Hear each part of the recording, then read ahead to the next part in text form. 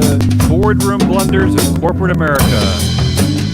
Today's top read: boards that fail like sports teams missing their playoffs.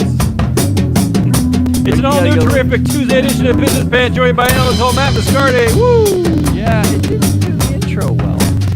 On today's almond butter and AI jelly filled proxy sandwich called October 15th, 2024, the good game. Oh. What Matt was referring to there is that over the weekend he spent a lot of time inputting our scripts, our show scripts, into various AI services and asking them to write jokes for us. Yeah, and that was the joke. That was as good as it got. I like that, though, live from the overpaid director's brunch lounge. That's a good start. That's a strong start. It kind of fizzled from there. So if you're a listener to the show, we do biz nuggets, and I asked a couple of these things to do biz nuggets. That is so dismissive. One was kind of good. That is such an angry AI. I love that. Yeah, overpaid. How do they know they're overpaid? And why? I love the dig that, like, there's some class warfare dig there about like a brunch lounge, right? Because elitists are always enjoying brunch while the homeless are like scrounging, right, for pennies. I like that.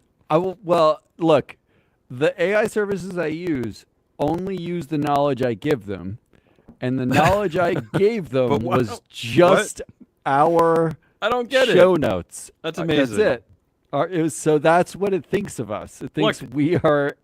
The AI is onto something, because we don't actually talk about overpaid directors a lot. We talk about overpaid CEOs, but we should talk more about. There's a new study out, actually, that is studying the effect of how much directors make. That the fact that they have their pay has increased like 300% in the last like X years, 10 years. So we should focus more on director pay, is what I'm trying to say. We should. I don't think we've ever mentioned brunch, though. I think the AI came with that itself, which means it might understand us better than we understand ourselves. Does, yeah. That's what I'm worried about. All right, our show today is being sponsored by freeflowanalytics.com, the only platform measuring board power, connections, and performance for free. Yeah, for free. It's amazing that I had to pay $20 to subscribe to a couple of AI things to get and to have it look at information and things that's free on freeflowanalytics.com, right? Like, it's just what a stupid universe we live in. Do the AI services come with like Netflix, like Cobra Kai, Stranger Things? No, it didn't even. Because ours does. Freeflowanalytics.com does come with Cobra Kai. All 25 seasons. Don't hold us to that. All right, come on, let's play the good game. All right, do we have good game music? I don't even know. Let's just listen to this.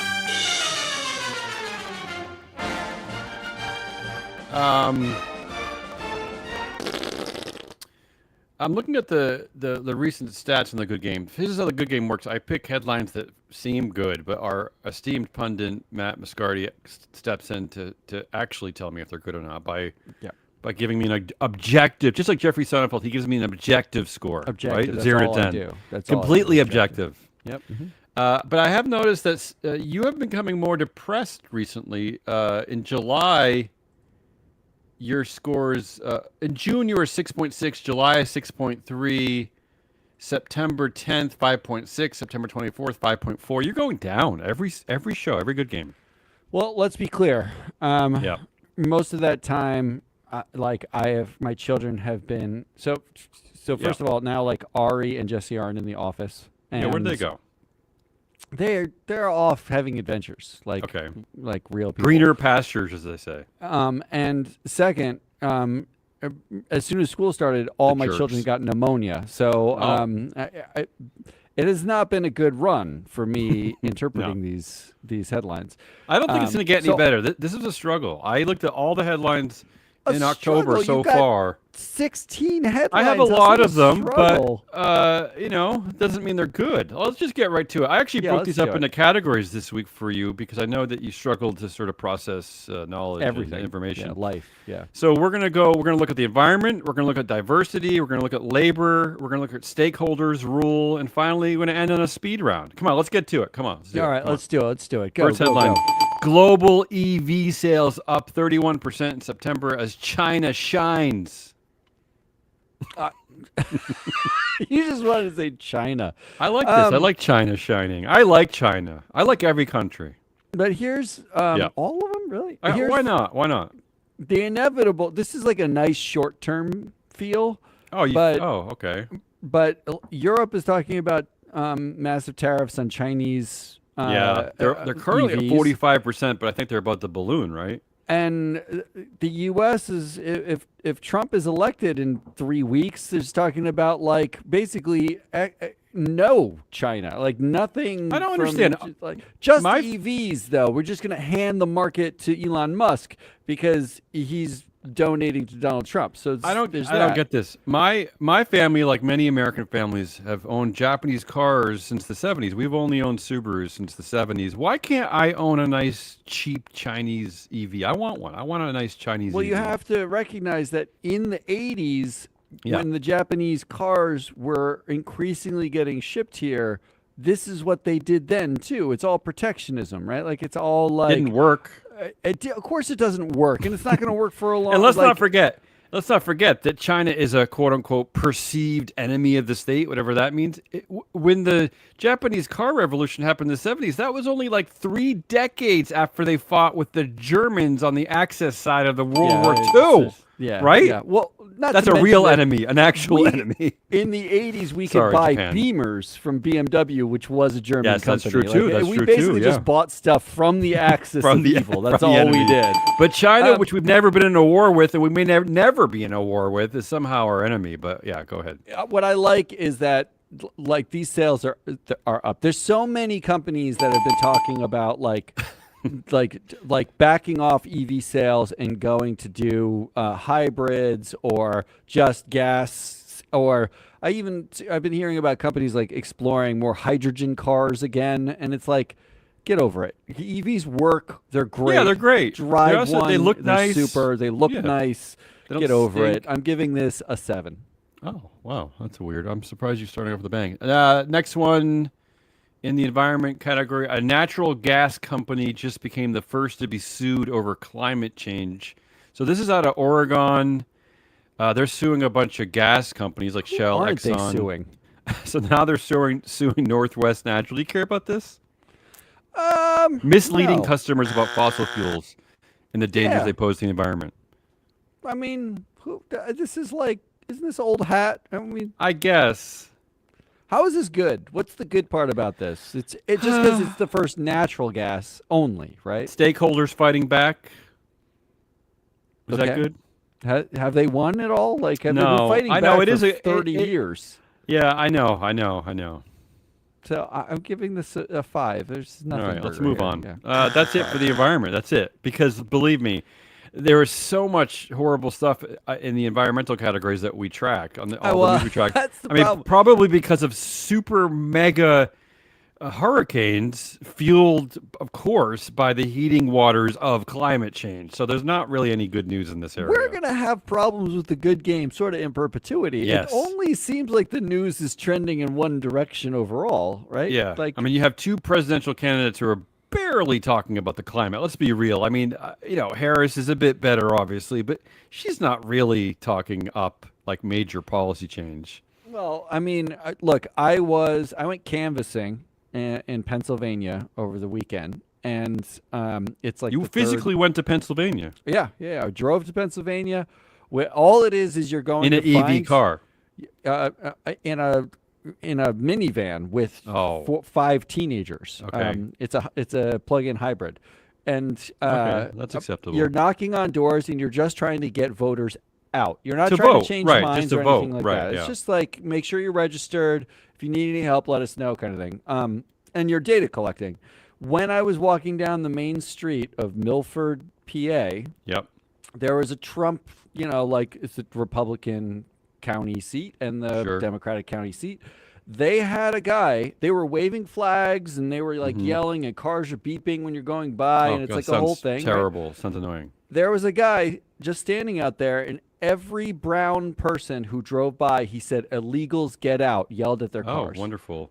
So I'm not sure if Harris like says the climate's a problem if she's really going to be talking in the same language as any of it. Like, I hear you. What are we doing? I hear you. I'm not making a bigger statement about Harris versus Trump. I'm just saying that I'm not too sure that either one of them is about to solve the climate crisis. That's all I'm suggesting. How dare you? Yeah, how dare you?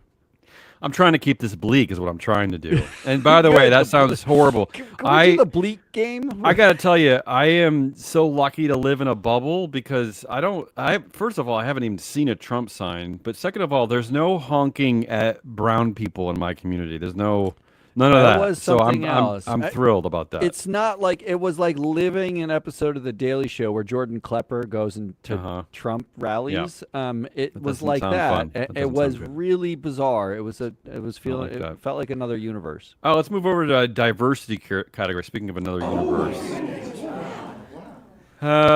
This is interesting, this first one. How gender biases shape investor response to shareholder activism. So listen to this, Matt. Investors view CEOs more favorably when they respond to shareholder activism in ways that conform to gender stereotypes, according to new Cornell research. So basically, the activist likes the female CEO who acts like a quote-unquote a woman and is more cooperative.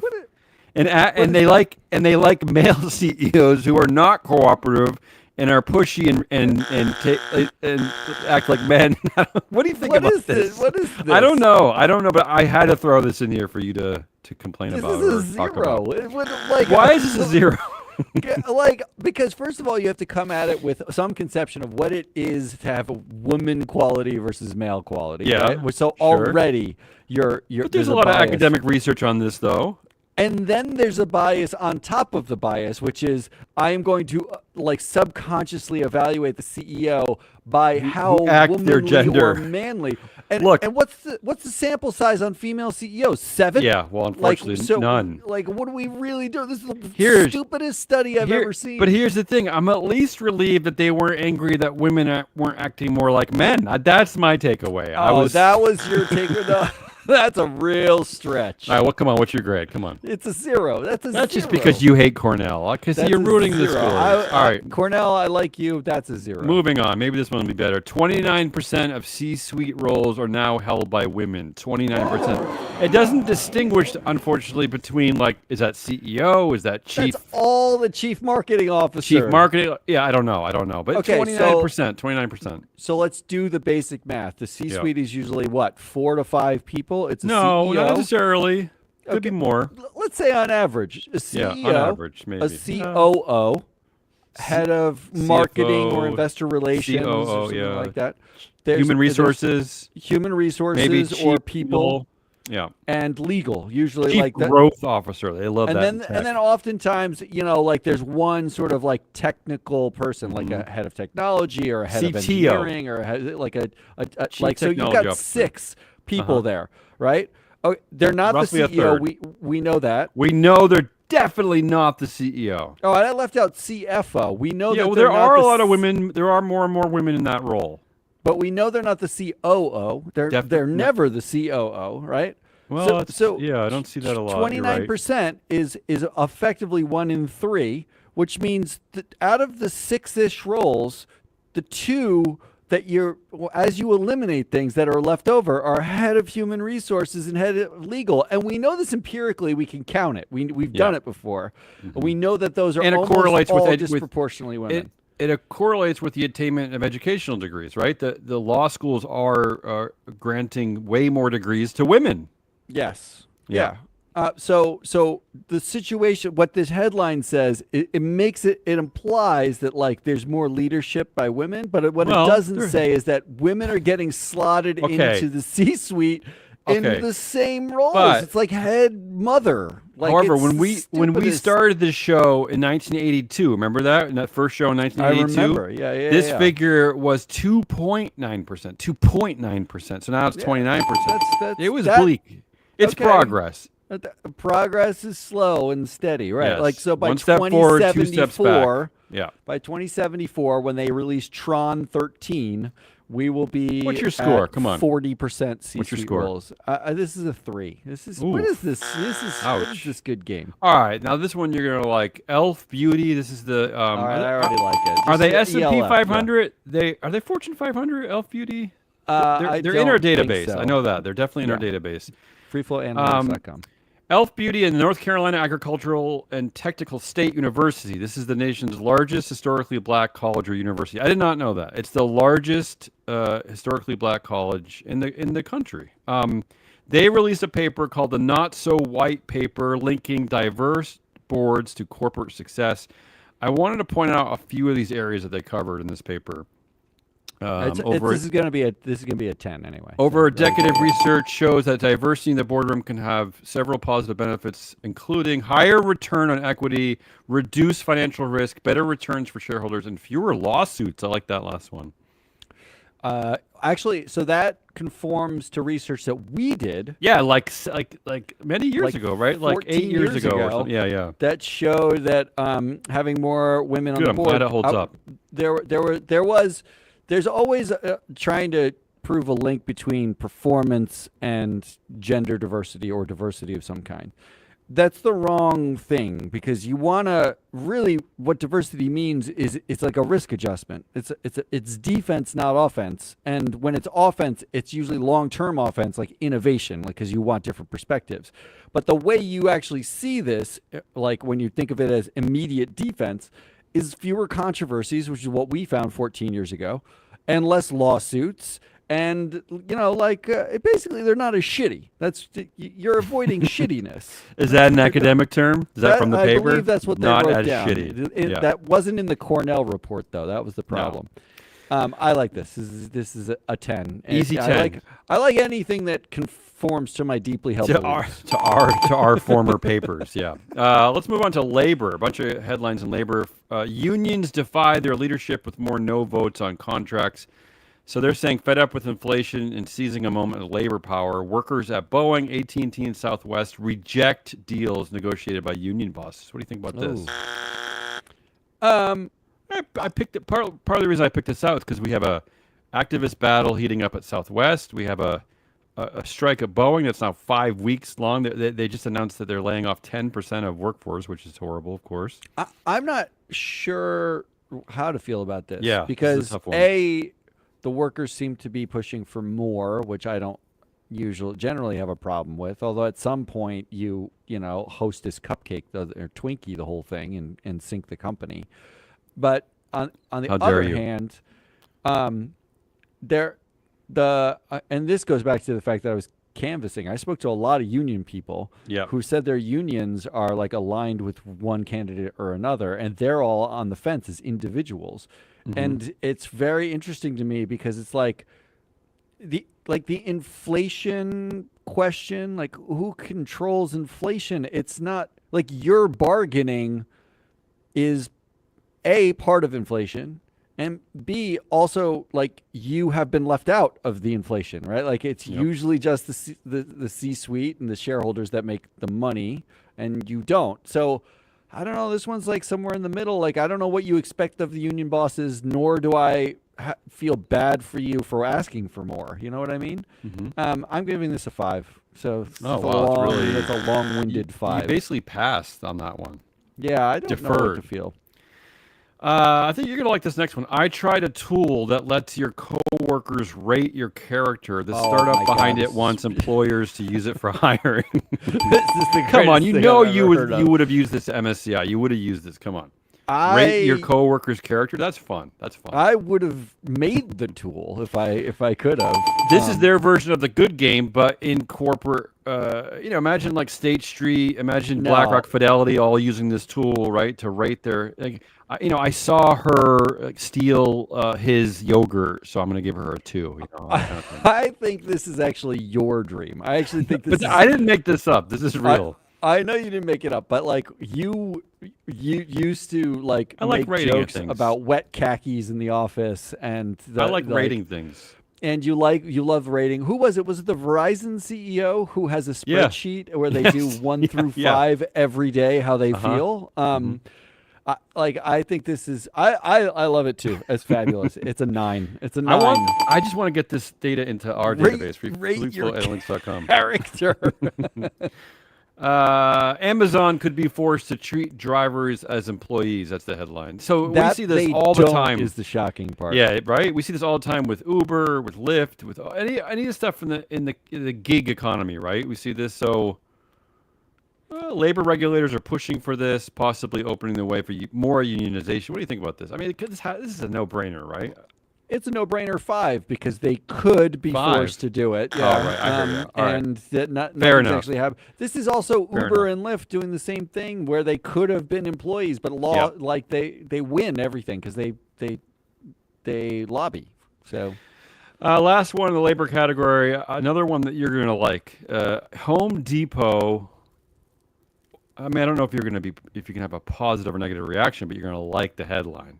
Home Depot orders corporate staff to take 8-hour retail shifts. I mean, this is another one of my dreams, right? Like, I want this at all companies. I want all C-suite people, all management to do like shifts. Didn't they make a show about this, like My Undercover Boss or something? Isn't Maybe, that like what it is? yeah. Or like the boss. Actually, is that's like, right. Yes. Tends to be a retail employee. They put like a prosthetic goatee on, and then they go do something. And then they go like at the fryolator for 3 hours, and then they see all the challenges at their own company, and either the bosses change or the employees are embarrassed. Well, they did this at Starbucks too. Laxman Narasimhan, who was CEO for like 18 months, he tried to do this. He tried to be a barista, and then he got fired. And he got fired. Didn't work out. He was a horrible barista, apparently. Look, I'll out my bias on this. Yeah. My mom was a high school teacher. Yeah. I don't like where this is She used to going. complain all the time that the school board, the superintendent, the administration. I can back you up on this. My mom was a first grade teacher. Exact same. That's all I heard as a kid. 90% of all conversation in the home was her like bitching about the administration. About the fact that they never taught. Exactly. And they have no idea. And they would come into the classroom and evaluate them. They would loom in the background with a clipboard. This is this is 1924, of course, where they had clipboards. There is no better. I know it seems like an inefficient use of time to somebody, but there is no better way to actually. This is why free float is what it is. We started this company because we analyze stuff. Yeah. We analyze directors, we analyze governance, we analyze people. We didn't stop once we made a database and started selling it. Like we're trying to stop, but we haven't stopped. Honestly, like the amount of grunt work we end up doing is really high, and it's on purpose because it's the only way you can know. I love it. It's a 10. All right. That's the correct answer also. Let's move over to stakeholders' rules. So these are all the headlines where stakeholders are fighting back against their corporate overlords. That's a bit strong, what I just said, but you get the idea. Yeah, no wonder why the AI said brunch lounge. I didn't really mean that. All right, this first one is a great one. Ryanair is retaliating against Germany's tax hikes, right? By slashing routes and cutting 1.8 million seats. To me, this is like a victory. I love this. I love it. How is that retaliation? It's a win for the world, right? Stop flying. Ryanair is charging like 90 cents to fly all over the place, and then they charge you like $10 to have a cup of water on the plane. There is no reason to fly all over the place. Stop flying. There's great. I love that they think they're railroads. retaliating. Like, I know you hate when I mention France. France recently is outlawing these short hop flights, right? These flights that intra-France flights, right? That you should be taking a train because the train is 1,000 times more marvelous anyway. But I love that the airline thinks that they're punishing people by getting rid of these stupid flights. Honestly, I really think the greatest failing of capitalism is convincing people that your time it has a monetary value. Right. Like boredom is great, but like having time to like read, sit, think, not be distracted, put your phone away, like just be forced to look out the window and think. Like, Staying on it's the ground is actually great fabulous. too. Staying on the ground is nice. I love the grounds. Yes, I do. I'm a big fan of the What's grounds. your score on this one? I'm going to give this an 8 for the reasons that you're saying, which is it's not retaliation. Retaliation. Next one, TD Bank. We talked about this in the show last week. TD Bank was a safe haven for criminals, feds say, and will pay $3 billion fine for. So what do you think about this fine? Justice? Think that, no, it's never justice. It's like tax deductible. It's a 5. I'll give it a 6, for being something, right? Like, you got to do it. Well, yeah, that's true. It is. It's not like could be forced to treat drivers as employees. They are being fined by the They are feds. getting fined, right? British pharma is another one of these types of situations. British pharma giant GSK. We never talk about GSK. They strike a $2.3 billion deal to put an end to 80,000 U.S. lawsuits, and I believe these were lawsuits that were alleging that I don't remember the product, but it was giving people cancer. I mean, this is like a big deal. Is it the heartburn thing, like yes, Zantac exactly, or something? exactly. That's Heartburn medicine. 80,000 lawsuits. I took Zantac. Like, how do you feel? Not in the last 10 how's your heart? years. Like, I feel not cancerous yet. Okay. Oh boy. All these deals to me, like, so let me ask you, what is the monetary value of you getting cancer? Oy vey. That's the answer. Right. So, like, whenever they do one of these deals, right? Like, it's sort of like, I don't know how to feel about it, because it's like, for some of them, like we talked about a company on Proxy Countdown that was making, implants like IUDs for women, and it was perforating their uterus. Johnson Controls? No, I don't think it was Johnson & Johnson. It Boston, was Boston something. Pfizer, I think, bought them at some point. But the point is, what's your uterus worth? Right? Well, I'll tell you this. I just did the quick math. 2.3 billion divided by 80,000 is $28,750. That's not a lot. If that's assuming that people even get that full amount. And the worst part about that is they won't, right? Because then like 20% or 30% of that goes to lawyers. Of course. But the worst part about it is there's usually an indemnification clause which says, now that you've been paid, you cannot sue us ever again. The problems are yours, and no one can sue us for this problem because we've stopped it. So I never know how to quite feel with like these, particularly the health ones. Like TD Bank, they're gonna like work with terrorists all as much as they want or try to, and just pay a fine and then move on if they get caught. These, like, there are people that don't move on, right? Like, I'm not hearing a good score coming. I'm hearing a low score coming. It feels like a 4 because it's not a nothing, but it's still like just makes me feel icky. And can I just say hats off to Fortune magazine, Fortune.com, for their reporting on this story, because this story is accompanied by a giant, literally, I mean giant. It's full screen on my like 3-inch monitor or whatever. Full screen picture of the CEO of GSK, and I think it's because it's a blonde woman named Emma Walmsley. Because you don't usually see a giant picture of the CEO like implicated in these stories, but you do. But when it's a woman, especially when it's a blonde woman, you do tend to see them kind of named and shamed. So good going, Fortune.com. Yes, that makes me feel not good. Should I lower the score? I don't know. It's too late. Let's move on. Last one in our stakeholders rule category. This might be easier for you. The Department of Justice indicates it's considering Google breakup following monopoly ruling. I love that we don't even know the name of the company. Google breakup. It's Alphabet, not Google. And I mean, Google's a search. It's a search function. And it's not Alphabet or Google. It is Sergey Brin and Larry Page. They own the voting control. So you're breaking up the empire of two dudes. That's what you're doing. Just remember, they're just not the CEO. Doesn't mean they don't still have voting power control over the company. We covered this on Goodliest. I said it was Goodliest, and you argued against it being Goodliest. But this is your time to shine, not mine. I don't have a say in this. I just want Meta. I want Zuck and Meta platforms to be broken out. That's all. I really hate that, like, because of the way the antitrust rules are worded, it has to do harm specific to a customer.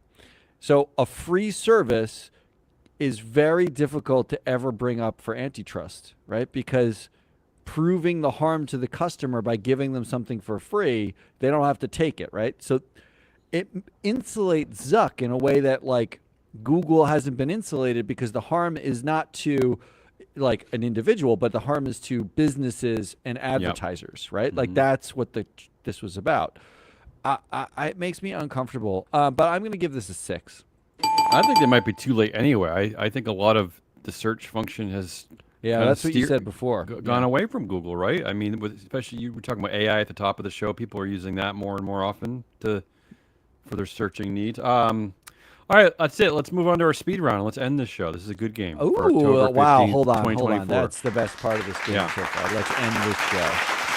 And this is I'm gonna let you define the parameters of speed. You can go quickly. Speed is it's a relative term, right? Okay. I mean, technically 1 mile per hour in your new EV could be your speed, right? Or it could be 100 miles an hour. You see where I'm going here? Is it a Chinese EV? Because never, it would be cheaper, absolutely too. not. First headline in our speed round for the good game: JetBlue is axing hot meals for economy flyers as it looks to cut costs. 2 things are a problem. Number 1, only economy flyers. Okay. But number 2, that's not food. So it's kind of like a mixed bag. I give it a 5. You're absolutely wrong about that one. First of all, as someone who only flies economy, I hate the smell of hot food on flights. Really? So that we're going to just very have specific to you. Peanut butter and jelly and like cheese wedge. I'm thrilled. I hate the smell of that hot brown food they serve. Like all the people who are allergic. So then what are you going to get? That I don't care about.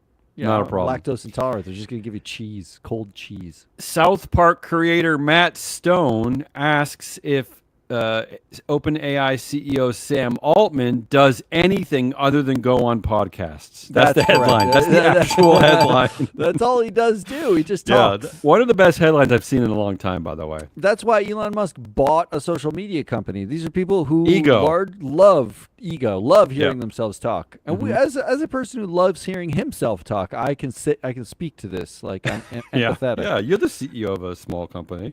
That made its own media arm just to hear itself talk. This is a 5. Oh, wow. I don't know. I thought you'd appreciate the humor there. I like that one. And finally, on the good game, October 15th, 2024, and then we'll get to the scores and the speed round. Elon Musk's underground transit system in Las Vegas is a magnet to trespassers and confused drivers who have to be escorted out. I love this. Yeah. That's what a stupid... That's the stupidest thing I ever heard. Stupidity. All right. That is basically as stupid as it gets for anybody involved, including me picking the story. Wrap me up. What I get. It would help if I had spelled the formula right in my calculation. You a little bit up. You're up to a 5.9. You're a 6. It's a 6. It's a little bit better. A 6. Am I? Well, up from a 5 last time. Up from a 5. My last kid with pneumonia just got out of the house. Exactly. So you said that everyone's back at school today, right? They all went back to school today. So it correlates. I have this feeling they're all getting something else. Like, they're of all course they are. So it's just like a day or two that I'm going to get. They're getting they're catching IBS today. That's what they're getting. That's my fear. That's all we got. That's Hazelnut Rawless. I'm your analyst, Matt Viscardi. We are Free Float.